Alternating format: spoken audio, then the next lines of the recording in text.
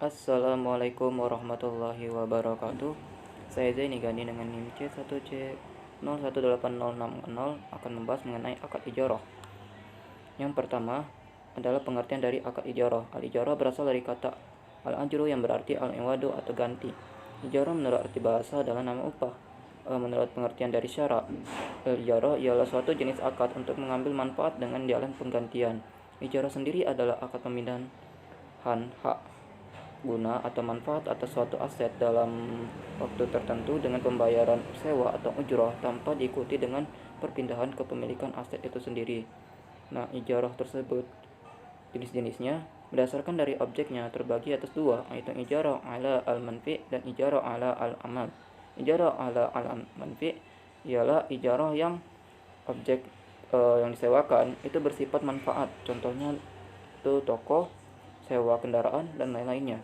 Yang kedua, ijarah ala al-amal, yaitu ijarah yang objek yang disewakannya bersifat dari pekerjaan, contohnya asisten rumah tangga, tukang sapu, dan lain-lainnya. Berdasarkan dari pernyataan standar akuntansi keuangan nomor 107, ijarah tersendiri terbagi atas 4. Yang pertama ijarah, yang kedua ijarah mutahiyah bitamlik, yang ketiga jual dan ijarah, yang keempat ijarah baru lanjut menyewa. Nah, sumber hukum dari akadnya ijarah itu terbagi atas 3, yang dimana di dalam Al-Quran, As-Sunnah, dan Ijma'. Di dalam Al-Quran terdapat di dalam Quran surah Al-Qasas ayat 26-27 dan juga Az-Zukhruf ayat 32, dan masih banyak ayat Al-Quran yang menjelaskan mengenai hukumnya akad ijarah sendiri. Sedangkan di dalam As-Sunnah, Rasulullah SAW bersabda dari Ibnu Abbas bahwa Rasulullah SAW bersabda, Rasulullah SAW berbekam, kemudian beliau memberikan upah kepada tukang-tukang itu. Hadis riwayat dari Al-Bukhari dan Muslim. Dan ijma'nya, para ulama sepakat bahwa hukum dari akad ijarah itu sendiri adalah mubah atau boleh dalam syariatnya Islam. Yang berikutnya adalah rukun dan ketentuan syariat di dalam akadnya ijarah, di mana rukun dan syariat akadnya ijarah ini sendiri terbagi atas 3, yaitu pelaku yang terdiri dari pemberi sewa atau pemberi jasa atau liser atau mujir, dan juga penyewa atau pengguna atau disebut dengan mustajir. Yang kedua adalah objek dari akad ijarah sendiri, bisa berupa dari manfaat dari aset itu sendiri dan pembayaran sewa, atau manfaat jasa dan pembayaran upah. Yang ketiga ijabnya qabul atau serah terima baik secara verbal maupun non verbal. Nah, berakhirnya akad ijarah itu terjadi atas 5 hal. Yang pertama, terjadi kerusakan aset. Yang kedua, penyewa tidak dapat membayar sewa lagi. Yang ketiga, periode akadnya itu belum selesai, namun si pemberi sewa dan juga penyewa sudah sepakat untuk menghentikan akad. Yang keempat, salah satu pihak meninggal dunia dan ahli waris yang tidak berkeinginan untuk meneruskan akad tersebut. Yang kelima, periode akad tersebut sudah selesai sesuai perjanjian, namun kontraknya masih dapat berlaku walau perjanjiannya sudah selesai dengan berbagai alasan. Nah, perlakuan akuntansi di dalam akadnya ijarah itu termaktub di dalam akad nomor 107, di mana untuk akuntansi pada pemberi sewa atau mujir, dan juga akuntansi untuk si penyewa atau mustajir, di mana akuntansi untuk pemberi sewa atau mujir dari biaya perolehannya untuk objeknya pada saat akad ijarah itu diperoleh sebesar biaya perolehan.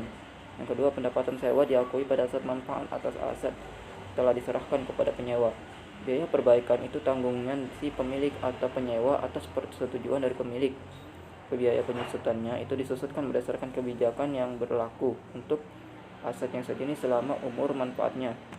Yang kelima, perpindahan kepemilikan itu bisa melalui dari hibah atau penjualan sebelum berakhirnya masa akad, atau penjualan setelah selesai masa akad, dan penjualan secara bertahap. Pengembalian aset akan terjadi pada saat akhir kontrak aset tersebut, dan penyajian ijarah disajikan sebesar-besarnya pendapatan setelah dikurangi dengan beban-beban yang terkait, yang pengungkapannya pemberi sewa harus mengungkapkan beberapa poin di dalam laporan keuangan terkait dari transaksi ijarah dan IMBT itu sendiri. Sedangkan akuntansi untuk si penyewa atau mustajir itu yang pertama, di mana beban sewa akan diakui pada masa selama akad itu berlangsung pada saat manfaat atas aset yang telah diterima. Yang kedua, biaya peliharaan objek ijarah dalam akad menjadi tanggungan si penyewa akan diakui sebagai beban. Yang ketiga, jika pemberi sewa menanggung biaya pemeliharaan dan dibayarkan terlebih dahulu, maka tagihan tersebut akan diberikan kepada si pemberi sewa. Perpindahan kepemilikan objek dari ijarah itu sendiri dari si pemilik ke penyewa.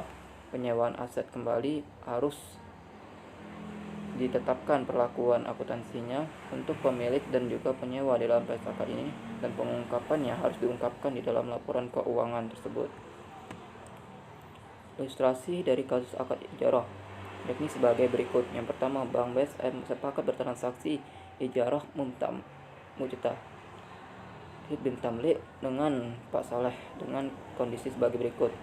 Tanggal transaksi 3 Maret 2015, nama barangnya adalah mobil, terus harga belinya 100 juta, keuntungannya 20% dan masa sewa 10 bulan. Dimana yang diminta adalah membuat tentukan dari harga mobil dari keuntungan dalam 20 bulan, tetapkan harga sewa per bulannya, dan juga buat jurnal.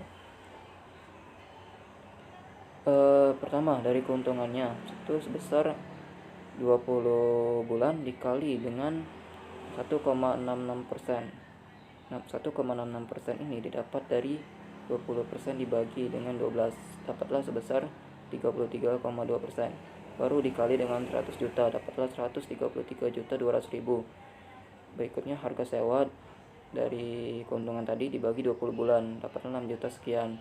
Porsi untuk pokok sewa itu 100 juta dibagi 20 bulan sebesar 5 juta. Sedangkan pendapatannya itu 6.660.000 dikurangi dengan 5 juta, dapatlah 1.660.000. Untuk jurnalnya adalah sebagai berikut. Pada saat perolehan aset terhadap kas rekening sebesar 100 juta. Pada saat pengakuan pendapatan ijarah, piutang sewa dan piutang pendapatan masing-masing 5 juta dan 1.660.000 terhadap pendapatan ijarah sebesar 6.660.000. Pengakuan penyusutan adalah beban penyusutan terhadap akumulasi penyusutan sebesar 5 juta. Pada saat penerimaan sewa itu adalah kas sebesar 6.660.000 terhadap piutang sewa dan juga piutang pendapatan sebesar 5 juta dan juga 1.660.000. Pada saat penyerahan aset adalah akumulasi penyusutan terhadap terhadap aset ijarah sebesar 100 juta. Baiklah, itu saja materi saya pada hari ini. Apabila ada kesalahan saya mohon maaf. Saya akhiri. Wassalamualaikum warahmatullahi wabarakatuh.